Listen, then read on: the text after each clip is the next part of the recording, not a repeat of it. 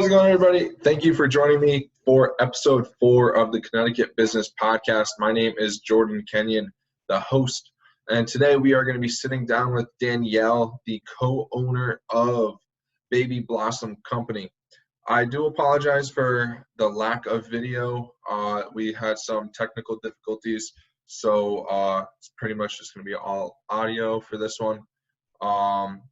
But Danielle has a great story on how her and her mother are able to have such a great partnership, especially we all know mixing business with family is never good, but they pull it off. They've been doing it for 11 years. So stay tuned, listen to the podcast, let me know what you think. So if you want to start off by telling me a little bit about yourself and how you got into the business you're in. Okay.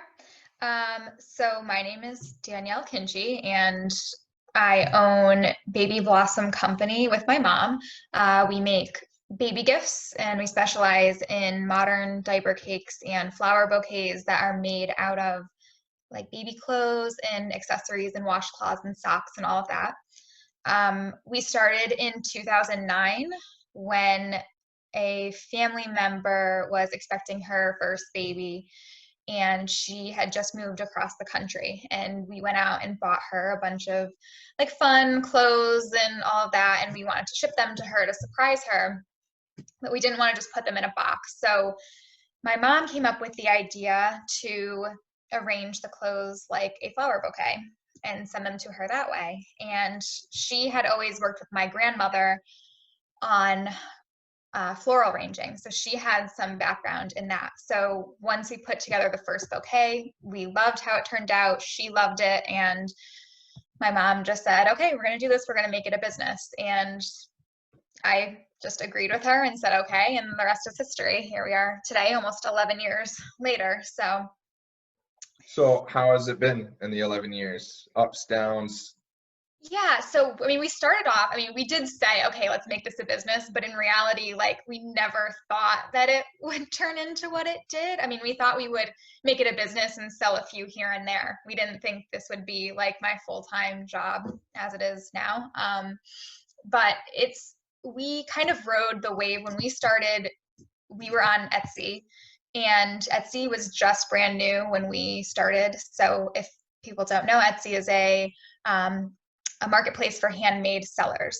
So you can have your own shop and sell your own handmade products on Etsy. So we started our business right around that same time. So when we got on Etsy, things kind of took off on there. So then came Pinterest and Instagram. So we were kind of in the beginning waves of all those social media platforms, and that definitely helped us a lot.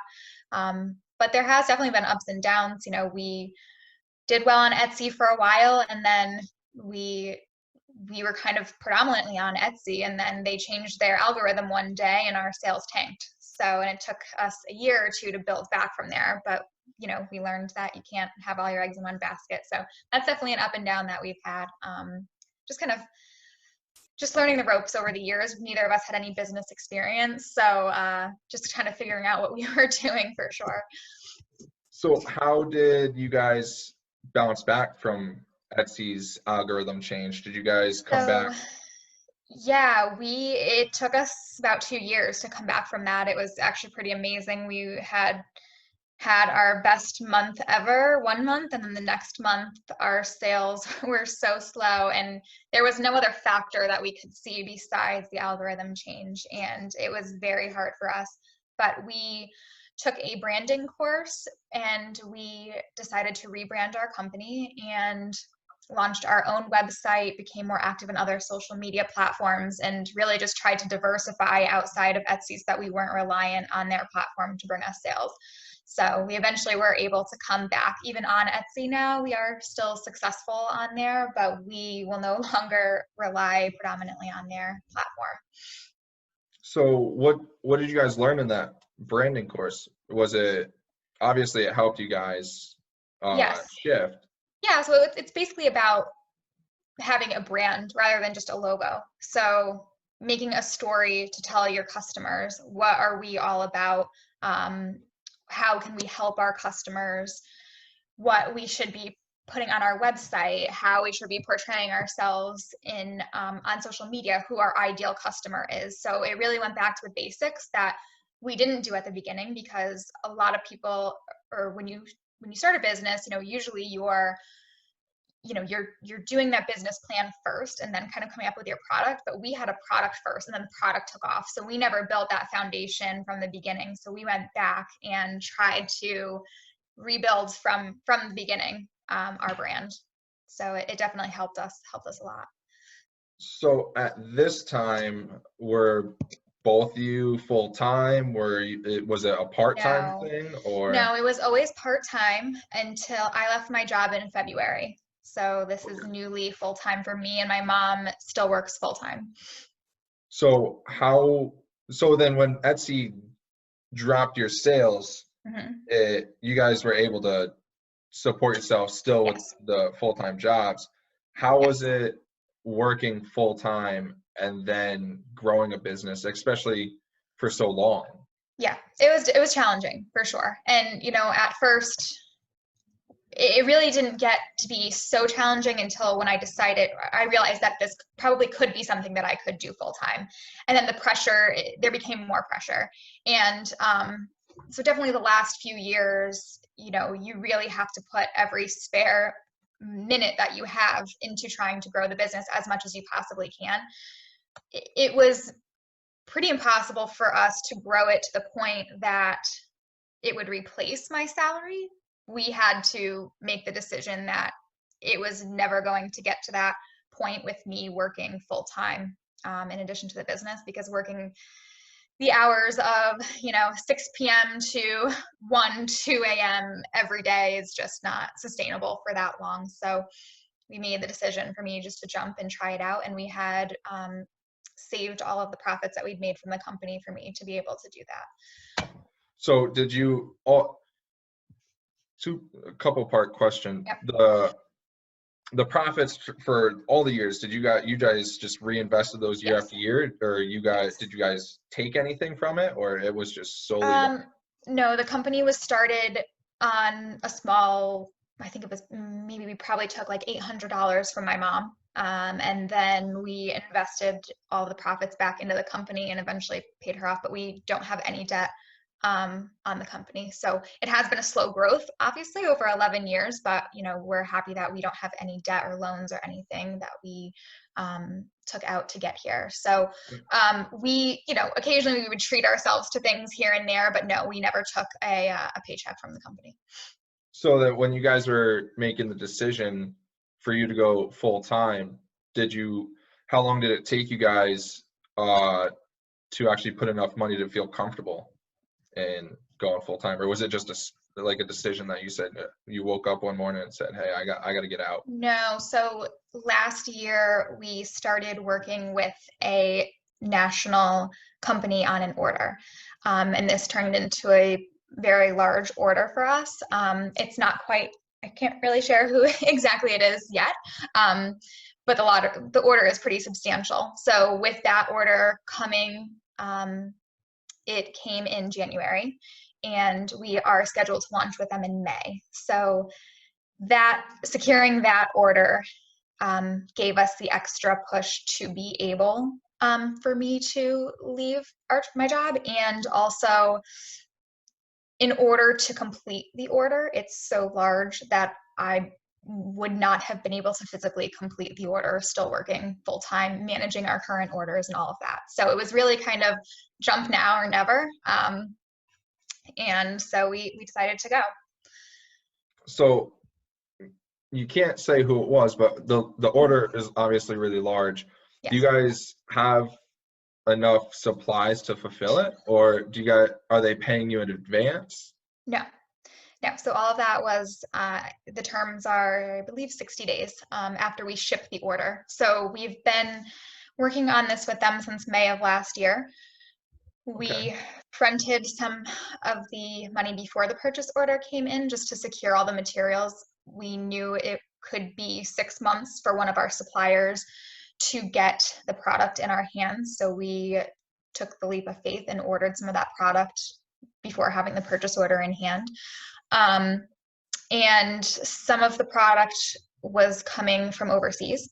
So with the coronavirus hitting, that definitely affected things. So, you know, it's definitely a challenge right now, but we're scheduled to ship early May, so we're hoping that we'll still be able to ship on time right now. So we're waiting for some of the supplies to come in. And if the purchase order never came through, those supplies that you took a leap of faith on, would you have been able to use them in other orders, or was it just specific to theirs? We made the line specifically to them, but there was nothing personalized about it where we couldn't have made a line for someone else. So our goal was, hey, if this doesn't go through, let's try to reach out to another brand and see if they'll come on board with us. So it was a leap of faith, but we would eventually have used it. It would have been a lot of supplies to go through, but it would have hurt. Yes, yeah, for sure. So luckily it worked out, and so far everything's on track. So how has the virus affected the shipping process? You said some things come from overseas. So yeah, so the container that these bouquets come in, it's like a white hat box, and that we had custom made overseas to have our branding on it. It was something that we actually tried to source in the US, but couldn't find a supplier to do it for us. So when we first got the order, it was January, and the day that we got the order, I contacted our supplier and said, okay, we're ready to go. And they were shutting down the next day for Chinese New Year for 2 weeks. And then the coronavirus hit there. So they were delayed. I think we are about 2 months behind shipping on the boxes. So that has definitely been a challenge, kind of being delayed. I mean, there's a lot of production for us to take on with 2 people. So it's a whole new ball game for us, trying to figure out what kind of help we're going to need to hire in order to turn it around, being now 2 months behind. So and has the purchaser been understanding about the delay, or they wanted it right then? Yes, we notified them that it was possible. I think most companies right now are understanding of what's going on.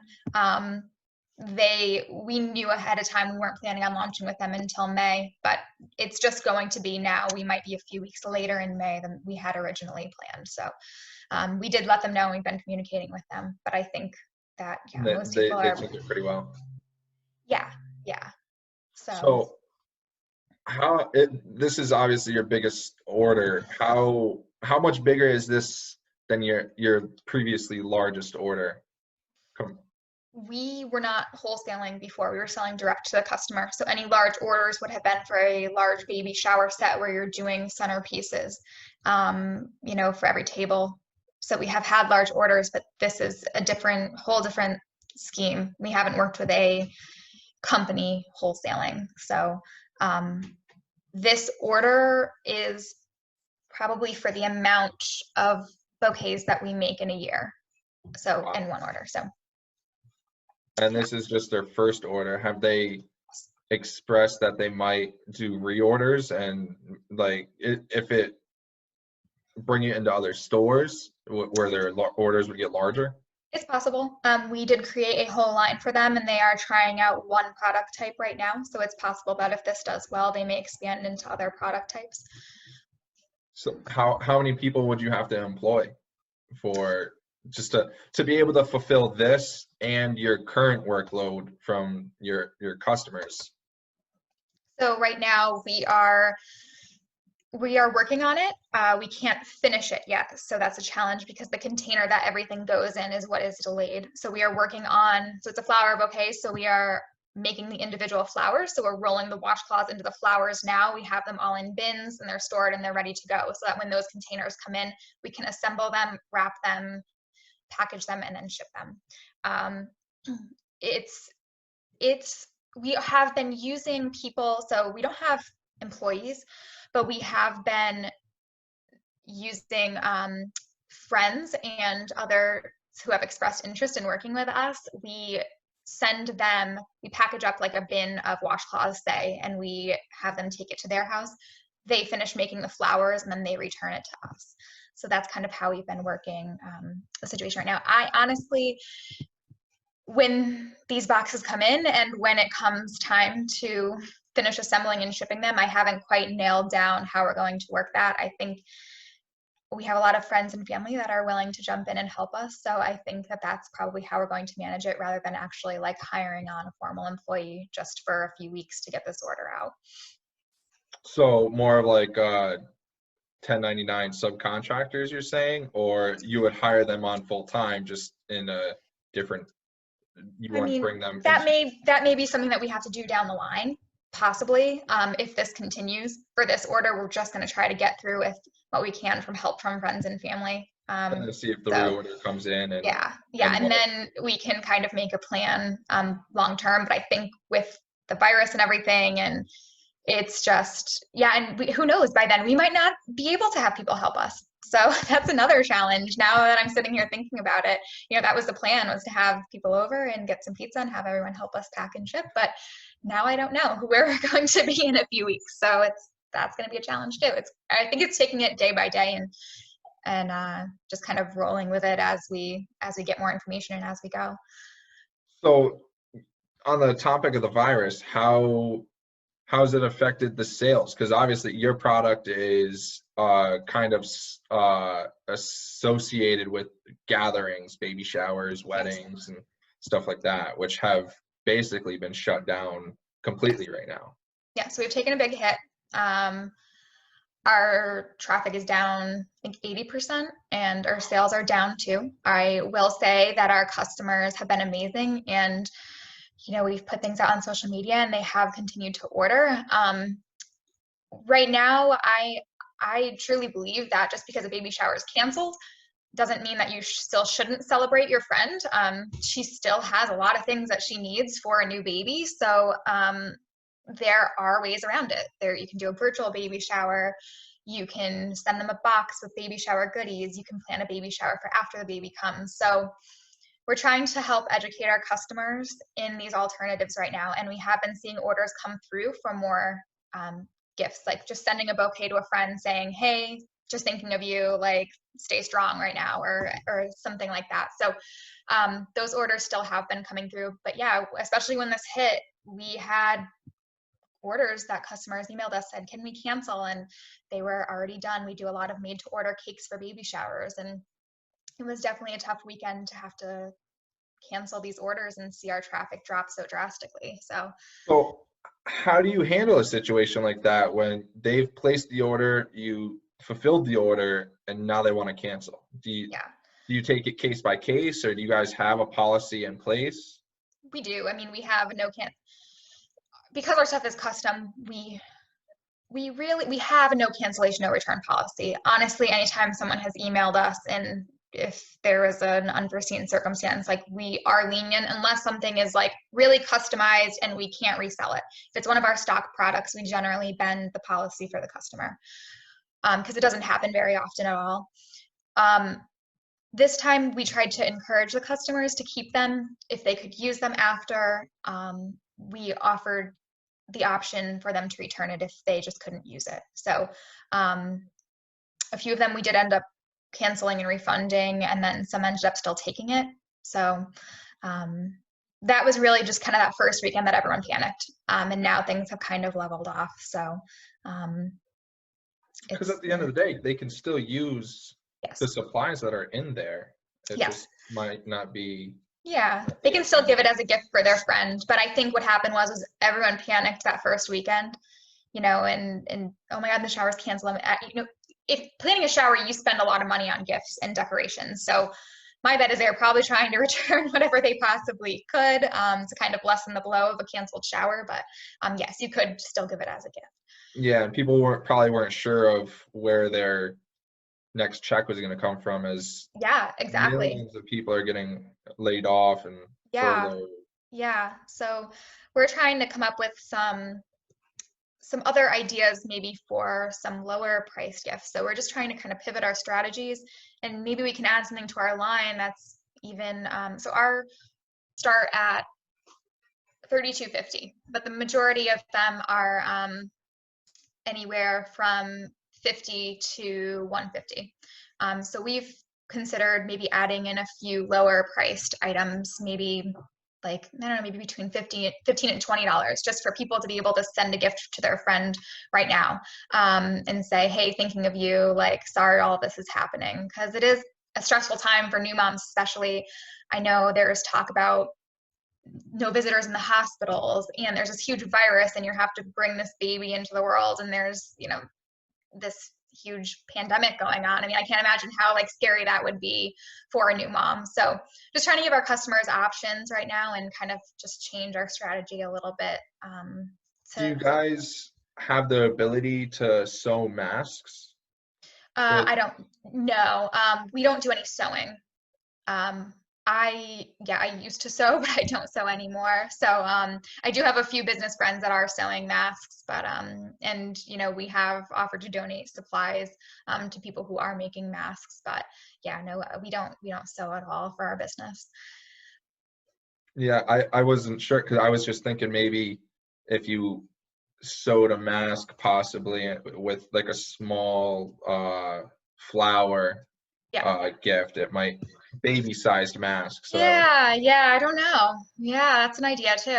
But no sewing over here. So it's one thing that we don't do anymore. So what goes into designing these bouquets? So we pretty much for our bouquets go off of what is available in the designs of the baby clothes. So, these retailers will release a collection. So, when I'm purchasing, I'm looking for themes that I think a lot of people will like, the colors and the themes. And so I'm kind of limited. I might have an idea for something, but I'm limited to what these baby retailers put out in their design. So that's for bouquets. For our cake line, I have a lot more flexibility. So for our cake line, I try to create cakes that fit with popular baby shower themes, because I know that people who are planning a shower are going to be searching for, say, a woodland baby shower decoration or an elephant baby shower decoration. So I try to find themes that are popular at the moment and try to make our collections off of what people are searching for. And you said that people can do custom orders. So what's the process for a custom order for one of your cakes or your bouquets? So when someone contacts me about custom, I usually ask them, what's the shower theme? Can you send me anything that I can have a visual to see what you're trying to do? Like an invitation, do you already have some decorations? If someone sends me a visual, I can really closely match what they're looking for. So then when they send me that, I kind of give some ideas back to them. And then we talk about budget and time frame and all of that. And then really, though, the creative license is back with me. And as I'm making the cake, it's kind of an interesting process. I may have an idea in my head, but then when I go to make it, I kind of end up changing what I'm doing based on what actually looks good as I'm making it. So we don't necessarily show the customer exactly what it's going to look like beforehand, because I just need to be able to play with the design as I'm making it. But they always seem to love it. So we haven't had any problems really with custom orders. So. Well, that's good that they just let you give you free run with it. Yes. Some do specify more, like, can you make the ribbon blue or this, that, and I'll do what they request. But most of the people will just like send some inspiration and say, hey, can you make something to match this? So what goes into you said some of your products are at $32.50, but most are $50 to $150, right? Yes. What's the difference in price for each product? You don't have to go through the whole line, but yeah, it's just what's in it, really. So the $32.50 has maybe it's only socks and washcloths, but then when you get to the $50 bouquet, it's an assortment. There's a blanket, there's a bodysuit, there's multiple washcloths, multiple socks. So it's just what you're getting in the actual gift. So what's your best seller? Our best seller, it really depends on the venue. Our best seller lately has been our cakes that we make for specific shower themes. So right now it's been our llama cakes, our succulent cakes, and our gold safari themed cakes. So those are the ones that seem to so much. What's a succulent cake? So it's a diaper cake, but it has felt succulents on it. So succulents are a big shower theme right now. Oh, okay. Yeah. So me and my girlfriend tried to make a diaper cake one time, and yes, it didn't go well. So how did you guys just winged it your first time 10 years ago and you just got better? Like, what goes into making a good diaper cake? Because you guys do have a DIY kit. Yes. Yep. So we recently launched a DIY kit. So the ones that we make for our website, so there is a bit of a difference between what we offer for a DIY kit. I tried to really make the DIY kit easier for someone who has never made a cake before. So it's a little bit different than the ones that we sell on our website.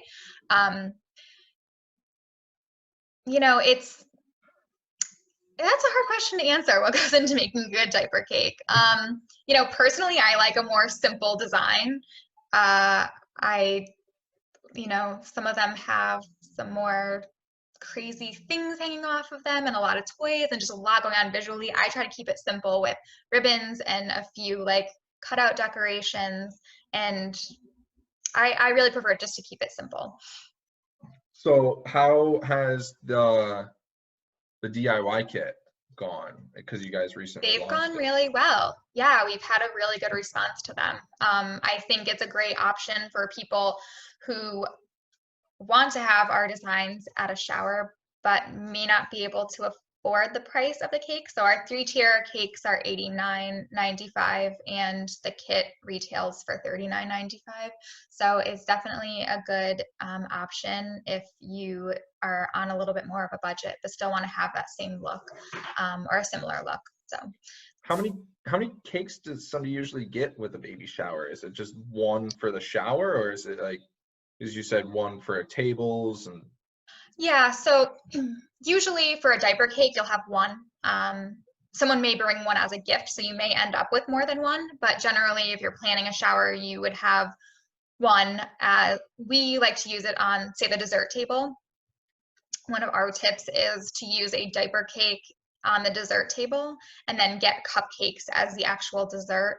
So you're making a bigger visual impact with a diaper cake, but the actual dessert is cupcakes. So it kind of brings in the theme. It's another decor piece, but then it also it's a decor piece, but it also doubles as a gift for the mom. So it's like decor that you're not going to waste and just not use after. It like serves double purpose. So do they then put other items on the tables, like the bouquets, or? Yeah, yep. So we sell bouquet centerpieces as well. So when you get an order from someone planning a baby shower, what does, it's not just one item usually. You usually get like a cake and a bunch of bouquets, or? It depends. It really depends on what their plan is for the shower. I would say most often. Yeah. Sometimes they order the whole set and sometimes it's just one piece. People planning showers, sometimes someone different will be in charge of the centerpieces that's in charge of the dessert table. So it really depends. We see both. And it probably depends on budget as well. Yes, absolutely. So you mentioned that you and your mom were partners. Mm-hmm. How is the partnership itself? And you know how they always say never go into business with family. So yeah. How has that been? We work really well together. We've never had any problems.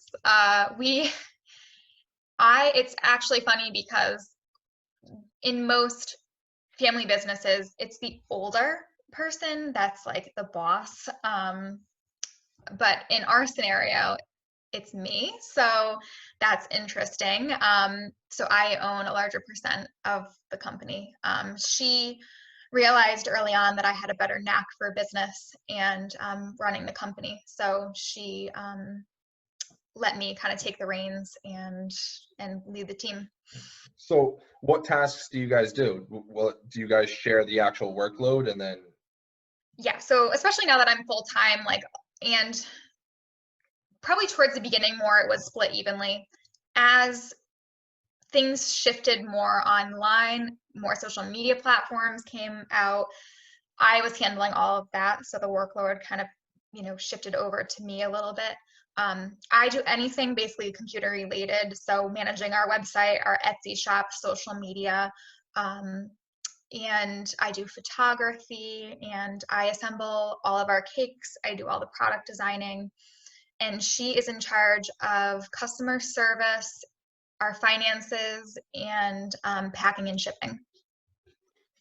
And you had mentioned that neither one of you had business experience. So how did you guys learn? Especially to say most businesses fail in the first 5 years, and someone with no business experience to make it to year 11, like Yeah. year 11, right? You said? Yes. Yeah. So Yeah. Just about in a few months. So. that's got to be an accomplishment in itself. So how'd you guys manage to go so far without having any experience before? She has experience with finance, so in her day job. So I think that definitely helped. Like, while it wasn't experience owning her own business, she definitely knows how to manage finances. So, and it also helped that we had full-time jobs. We weren't like taking out these huge loans and jumping into this full-time and relying on this. Like, we were able to go through those little bumps and still have a backup plan where, like, when things crashed, like, we were still okay. We still had jobs, still had income. So we were able to work through them while not, being financially strained. Which, yeah, going back to the jobs, you're able to grow slowly Yes. and the way you guys wanted to without Yes. having to be rushed into certain aspects. So what was your job, and what is your mom's now? So when we started the company, I was still in high school, and then I graduated and I went to hairdressing school, and I was a hairdresser for about 4 years. And then as the business started to take off, I started taking business classes and realizing that I really liked the business aspect of things. So I left hairdressing and went to a job doing customer service for a plastic distribution company. And then I ended up moving up to logistics in their company, and I was doing logistics when I left in February. And my mom, she works for a property management company. Oh, so that goes into a lot of the finances, managing all the monthly rents and everything like that. Yes. Yes. So working in logistics, what were you were handling the orders and forecasting what you guys would need?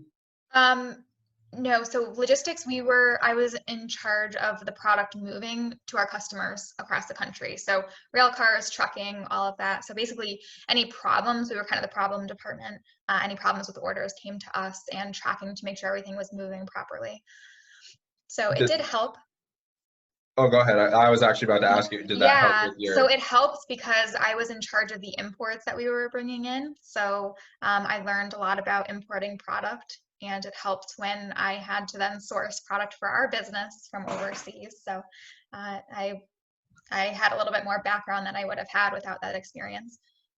Which definitely helps now, Yes. now that you source around the world. Yes. So you handle more of the social medias, the website. So how do you drive traffic to your sites to make sure you guys are making the sales you need? It's something that we're still working on. Like I said, we were relying on Etsy for so long that we're still trying to figure it out. What we've found to be successful is social media and being consistent on social media. I'm certainly not perfect, especially since when I was working full time, I could not post all the time. It just I didn't have enough time to do orders and stay on top of the orders and consistently work on social media. So it's something that now that I'm working full time, I'm trying to be better at driving our own traffic to our website rather than relying on just the Etsy sales. Are you doing paid advertising or just relying on organic reach? We pay on Etsy. Sometimes we'll promote posts. It depends, but pretty much organic. When you pay to sponsor a post, do you go into, do you know your ideal customers' habits and behaviors, and so you can really dive deep into hitting the people you want? Yes. Yeah. So go back to that branding course. We developed a profile for who our ideal customer is. And when I target my audience, I set up those parameters to fit who that person is. Sometimes I do it both ways because our product is universal to anyone who knows someone who's having a baby. So yes, there are certain groups of people who are more likely to purchase, but we have men purchasing for their wives. We have, grandmothers purchasing for their first grandchildren. We have so many different people purchasing our product. So I do like to mix it up every once in a while, but yes, I will target the ads. Do you do any split tests? We have, Do but you now go into your ideal profile? Have you noticed that the sales are the same when you do the split test from your ideal versus more of a broad sponsor? it's hard to say. The difficult part with our business is people aren't purchasing for themselves.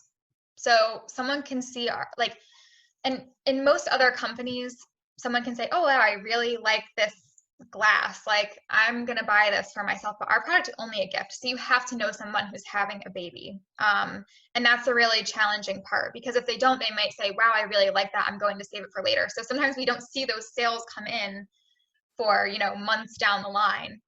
We really try, instead of sales, we try to get more follows on social media, or more people that we are able to kind of connect with continuously. Shoot for more engagement rather than Yes. conversions. For us, it works better, just because of our product being a giftable. So what is the best social media platform that works for you guys as far as converting or just getting the most engagement? It depends. Pinterest for traffic and converting. Well, Pinterest for traffic for sure. It's hard. We don't see as many sales from Pinterest though right off the bat. It's hard to tell if people on Pinterest are just trying to plan a shower and that's where the traffic is coming from. I would say probably Instagram for the most successful for us. When you're doing a post, do you plan it in advance, or do you kind of just take a picture and sit down for a couple of minutes, write the copy and send it out? Or do you have like a marketing calendar? I would like to say I do that. That's definitely a goal for us. Yeah, I do want to do that, but I have not been very good at actually setting that up. So that is a goal now that I am full-time here. I do want to have a marketing calendar, but usually I'll have pictures, product pictures, or we have sent product off to photographers to have it photographed. So I have folders of those, and I don't know, sometimes I'll say, oh, I haven't posted in 2 days. Okay, let me go grab a picture and post something. It totally should be more planned out than that, but it's definitely difficult, especially when you're newly full-time and a small business and you don't have the funding to hire somebody to specifically sit down and do a certain task. Yes. It definitely gets away from me a lot. And yeah, you wear so many different hats. So I have a hard time sitting down and doing one thing for a long period of time. Like, I have to constantly be moving and doing different things. And my heart is really in the designing of the product and making the product. So sometimes, yeah, it is hard for me to sit down and do social media, but I'm trying to make more time for it now that it is my full-time job, but I'm still kind of in that transition period. So have you guys ever looked into hiring somebody for that, or is that something you want to? We did in the past, actually. And I was not too thrilled with the results. I think that for what we paid, I was seeing that I could probably do the same thing. And I know that that may be just one experience that we had. And I know there are so many amazing social media people out there. But the hard part for me was I was still making the content. So I still had to go and take the pictures and create the content. And then she was just like coming up with captions and posting. So I felt like I was still doing such a large percentage of the work, just developing the content, that it wasn't worth what we were paying. So I got a question, because I've been thinking about this for a while. How much were you guys paying for somebody to do that? Was it a set price? It was years ago, and I want to say it was like $500 to $800 a month, somewhere in that range. Because most companies I've looked at are like anywhere from $1,000 to $2,000 a month. Mm-hmm. And my thinking was, if you can hire somebody full-time, either full-time or part-time, to get close to that, you could almost get better results. Right. So that's what I felt. I felt like for the time that was being put into it, like I could have kept it and put a few more hours into it myself. And I just, it's true. It's expensive. It is, and because if you can hire somebody for say $1,500 a month, and they're gonna work say for 3.5 days, say a week, so a part-time job, they can post and review and re-edit each copy multiple times a week. Whereas the company you're paying $2,000 a month is just posting it 4 times and then reviewing it at the end of the month. So you're always behind. Or if you're hiring somebody, you can stay on top of it, and because you can tell pretty quick if a social media post is performing or not. It only takes a day or two. Yeah, no, you can, for sure. I mean, and of course, hiring somebody, who doesn't have the experience, of course, you're losing the experience part, and you would have to train them on, I feel like I have a pretty good understanding of how it works now, so you'd have to take the time to train somebody. But for the level that we are at, I can't see myself spending that much on a social media management company. Now, I know there are more options available for social media managers for small businesses, and I have a friend that does it, and I love her and can't wait to hire her one day, after all of this passes and all the turbulence kind of settles down. But there are more options now available for small businesses than there were a few years ago. You can hire a virtual assistant to do something based on the hour, so there's just a lot more resources than there was. So. And is that what she does, a virtual assistant based for social media? She's just starting up with a social media management for small businesses. Social media, but not just social media, kind of like brand management. She's kind of got a bunch of different, she was a small business owner herself, and now she's finding that her passion is more in helping other small businesses. So she runs she works for a company, or she owns a company? She did. She used to own a small business. And that's how I met her, was she owned a small business. And there's a few of us here in Connecticut that get together and kind of share business ideas. And she had a product-based business and now is transitioning into into this, kind of small business support company. Good. That sounds pretty interesting, and hopefully it grows, because I know. I can't wait to use her. So one day. Well, put her in contact with me, and maybe I could have her on a show. There you go. Right? Yeah, I will do that. So we touched on how the sales have dropped with the coronavirus. What have you guys kind of put in place? Have you done anything, looked into the SBA loans at all, because sales have dropped so much, or Yeah. So my mom actually emailed our accountant today to look into that more. At first, we didn't really want to take out a loan. Like, we do have that savings, but there's a part of me I don't want to burn up the savings too quickly either. And because we had planned to use that with our income of the business, and then, having that grow. So I don't want to, we're kind of back and forth right now.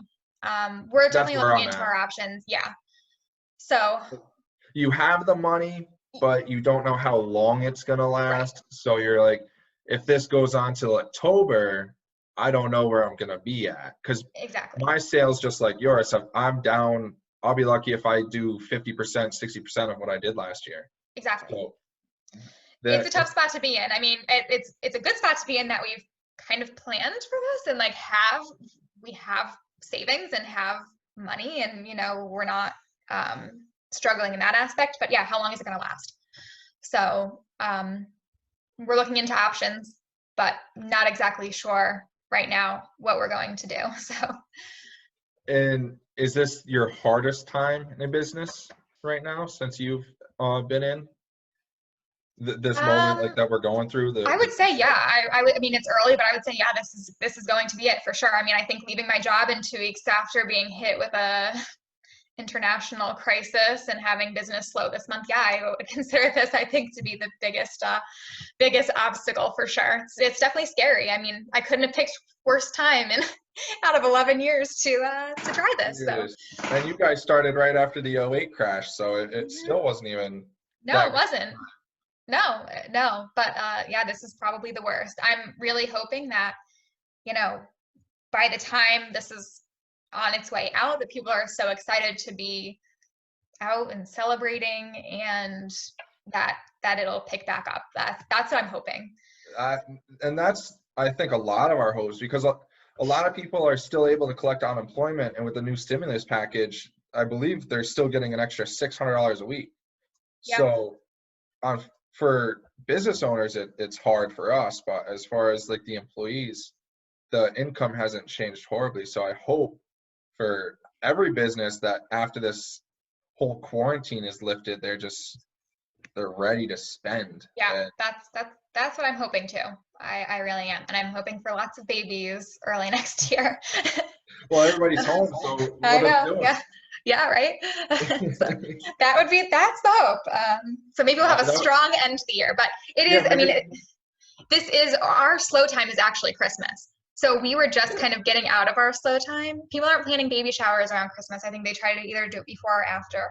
And our busy time is right now. So unfortunately, this is hitting during the time that we are supposed to be busy and promoting for Mother's Day. And, I'm sure you feel it too.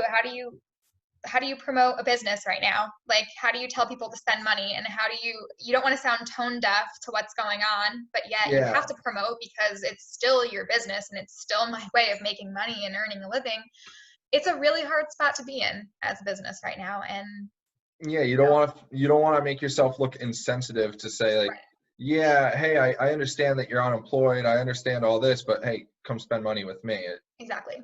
It you're in a tough spot. It is. And I think for us, what we are trying is just offering our customers, saying like, hey, we'd love for you to buy, but also here's some more value by giving you ideas and alternatives for baby showers right now, and just kind of helping you and supporting you, and basically adding more value to what we're giving than just a product. So that's what we're trying, and hopefully it works.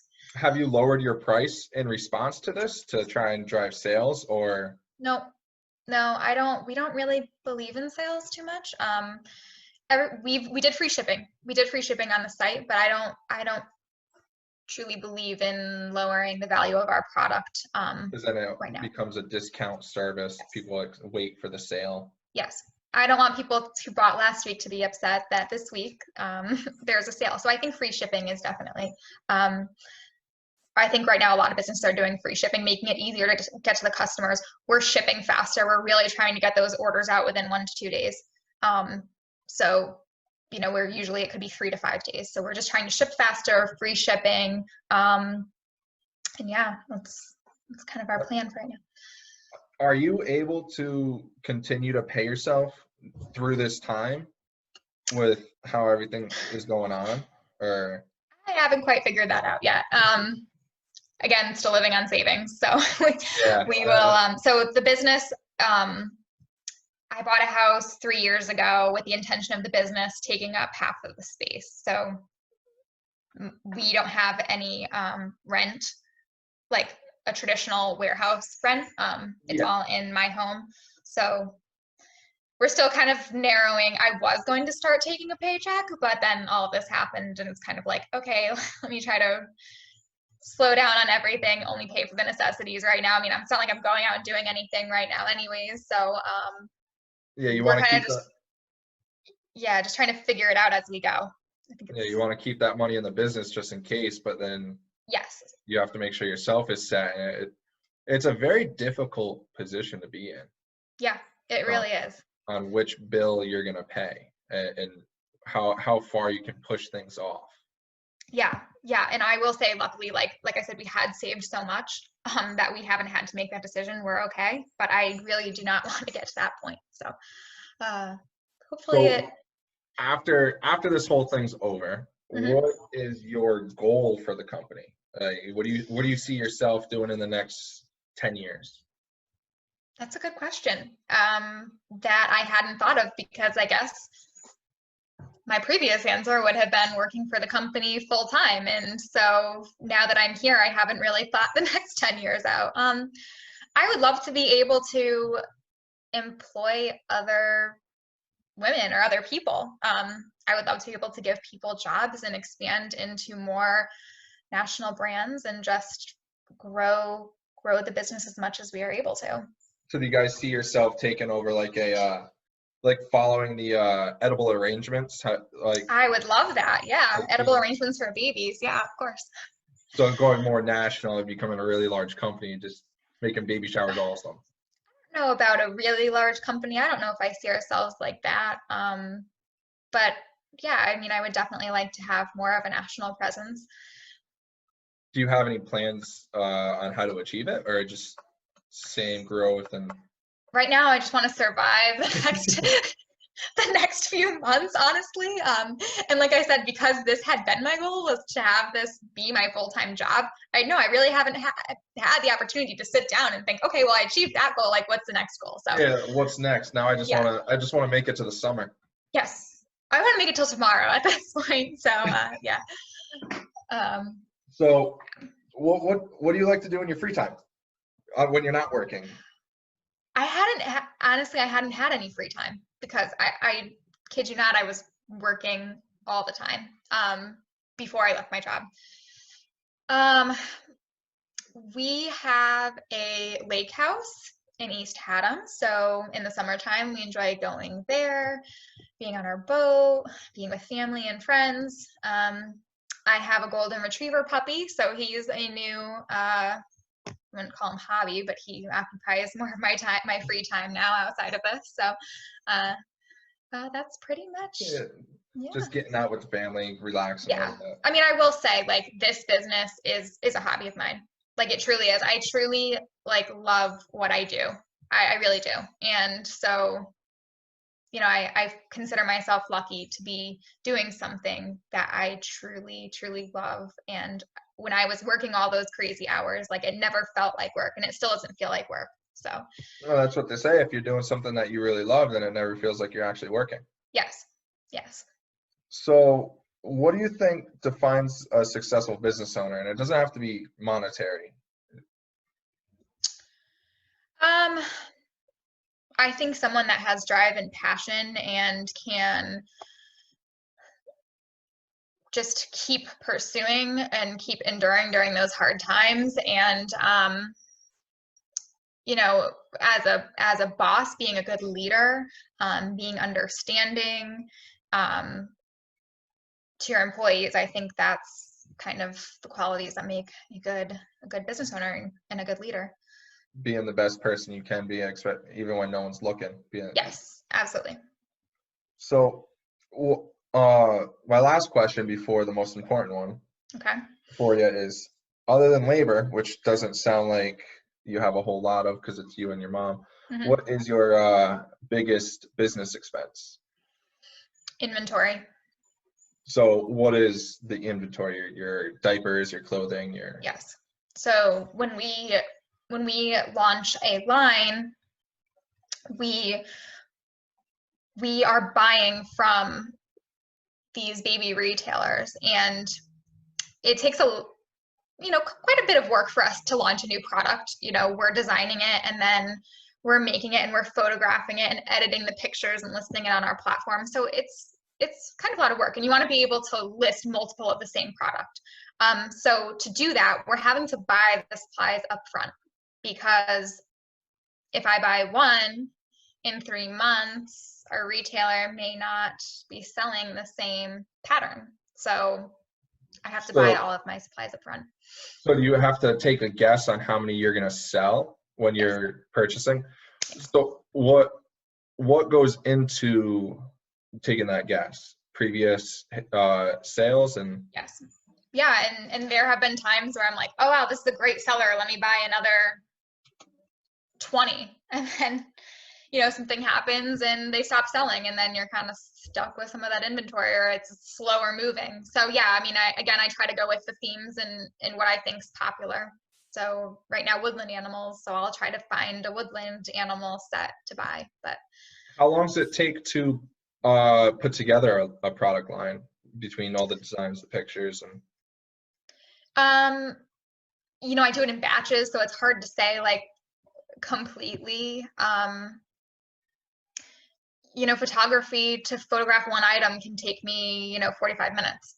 So by the time I get all the shots, I take multiple shots and I edit the pictures.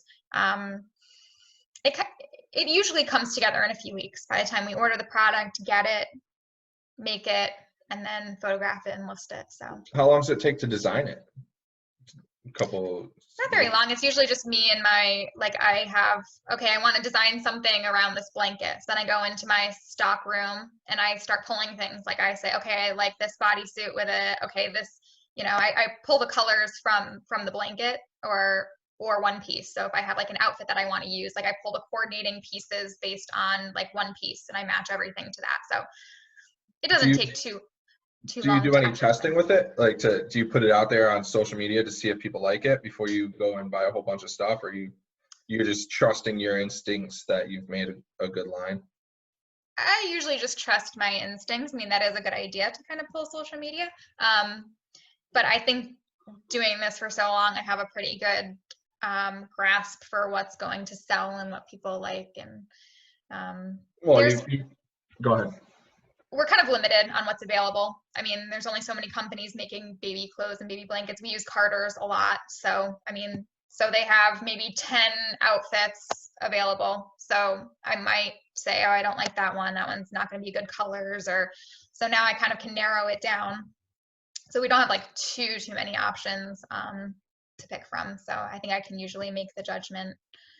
And being in business for so long, you've got a pretty good track record going to for product lines. Do you guys have any competition at all? We do. No, not too much. But our bouquet design is unique to us. We came up with it obviously 10 years ago from our imagination. We have had people that have copied our product that we've had to deal with, and that's definitely a challenge. Like in court, you've had to deal with it? It didn't get to court. Or like you settled outside? Legally, yeah, we've had to deal with it. Are you able to talk about that process without, it didn't go far. The person basically ordered our product, disassembled it, and then copied how we made it. And unfortunately, we're not protected. It's not really a protected design, but we were able to kind of say that it was a work of art, and they were copying our art, and they actually copied our like wording and all the descriptions that we used. So we were able to more get them on that rather than the actual product, but basically just sending a cease and desist, and they were brand new. So it didn't go far. So luckily they're brand new, so it probably scared the hell out of them. Yeah. So the last question, the biggest one for you, is if people want to learn more about you and your company, where can they go?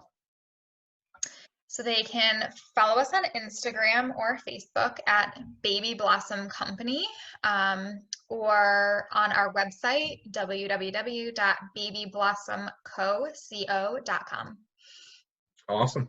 So thank you for joining me, Danielle. Well, thank you for having me. Appreciate it. No problem. All right, that's today's episode. I hope you guys enjoyed it. If you guys can do me a favor, please subscribe, like, share on your story, Instagram, wherever you are listening to this. That would be great. Very helpful for me. And if you want to be a guest on our show, email me at ctbusinesspodcast@gmail.com. Thank you. We'll see you for the next one.